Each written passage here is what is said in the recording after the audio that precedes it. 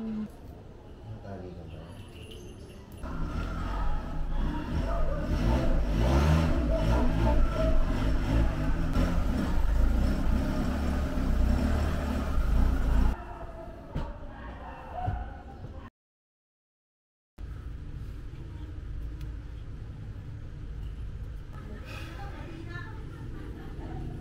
Kamusta kayo mga kabreds? Ito si Carl. It's been a while, no? It's been a while na huli ako nakapag-vlog. Well, I must say na di ka nais or unexpectedly talaga yung mga nangyayari ngayon sa buhay ko or sa buhay na ibang tao. Baka magtaka kayo yung regarding sa whereabouts ko, kung ano mga pinaggagawa ko sa buhay. Gusto ko muna siguraduhin na bago ko makapag-vlog ng ganito is maayos na, no?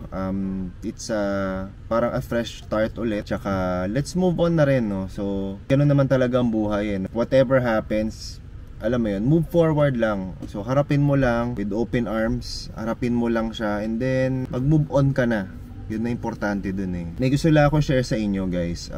So yung wife ko, kamamatay lang niya, no. So this May 8, so 2 months ago, is battling with ovarian cancer. So ano na siya, nung na-diagnose na siya noon, nung inadmit namin siya, ginawan siya ng series of tests and yun nga, na found out na meron siya ovarian cancer.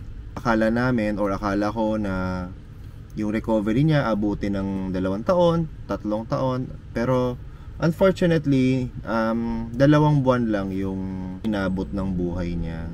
Very progressive, no? Mabilis yung kalat ng cancer niya sa katawan. So habang tumatagal, dumadami yung komplikasyon. Habang tumatagal, lalo siyang nahihirapan. And syempre nag-decide kami nung family niya na parang tanggapin na lang, accept her fate. And according to the doctors is habang nung tumatagal nga is dahil malaki na nga yung bukol sa may bandang tiyan niya, matigas na yung portion ng tiyan niya. So talagang malaki na, talagang nahihirapan na. And nung mga huling araw, syempre parang ano na, medyo hindi na siya makausap and nahirapan na talaga siya. Sabi nung doctors niya, severe na yung condition niya, and then sinabi sa amin na maghanda-handa na kami kasi anytime din na siyang mamatay. And yun nga, nangyari ngayon, May 8, nawala na siya.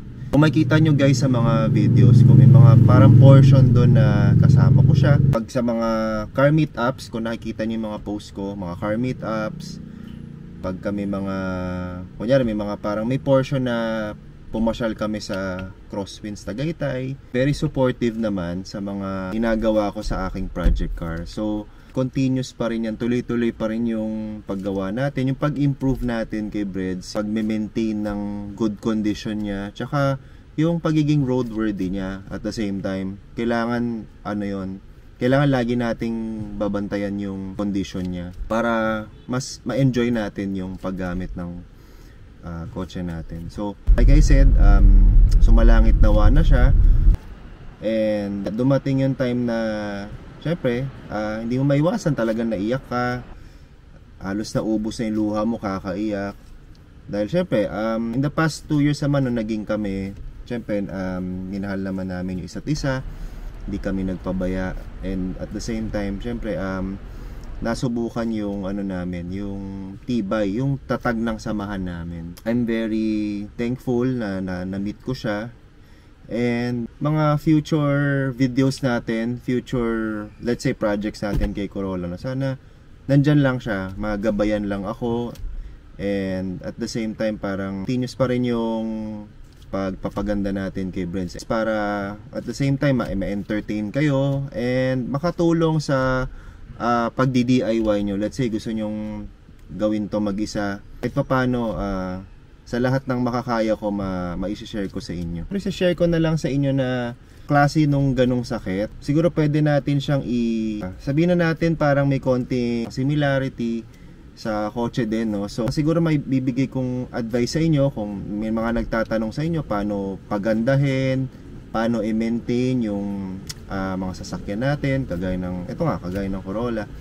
Preventive maintenance, number 1. Yun yung maibibigay kong number 1 advice sa inyo.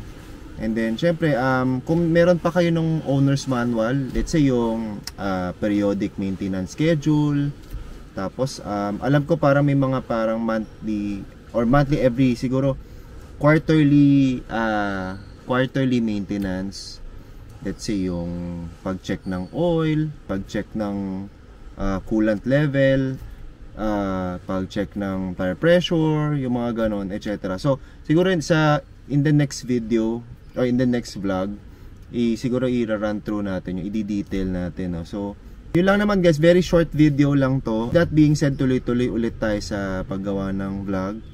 And dahil wala na yung asawa ko, pero yung sasakyan niya, at least kahit papano, iniwan muna dito para maalagaan din natin, no? So may sapat tayo sigurong like project car or siguro improvements lang or maintenance para sa isa pang sasakyan, no? So yung Toyota Vios niya, Toyota Vios Batman 2007, 2008. Gawa natin ng mga additional vlogs din for content para lang din magkaroon kayo na idea, at the same time entertain din kayo. Thank you so much sa mga subscribers, sa mga supporters from time na nagumpisa yung vlog ko until this point. So ano na tayo, no? So parang 4 years na tayo na nagpa-vlog.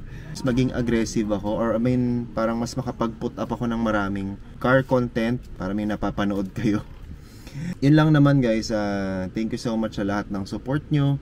Tuloy-tuloy lang yung paggamit natin and pag-alaga natin sa kanya, kasi para sa love may forever, para sa kotse din may parang forever din. So nung simula nung nakuha namin to until this point, until this day, parang hindi ko na naisip na bitawan siya, kasi nga parang naano na ako na-in-love na talaga ako sa kanya. Mga old videos ko guys, panoorin nyo, keep on supporting lang yon para dumami yung views, at the same time yung mapakalat natin pa sa ibang clubmates natin or ibang Corolla or owners yung tungkol sa page ko. So yun lang guys, maraming salamat sa inyo.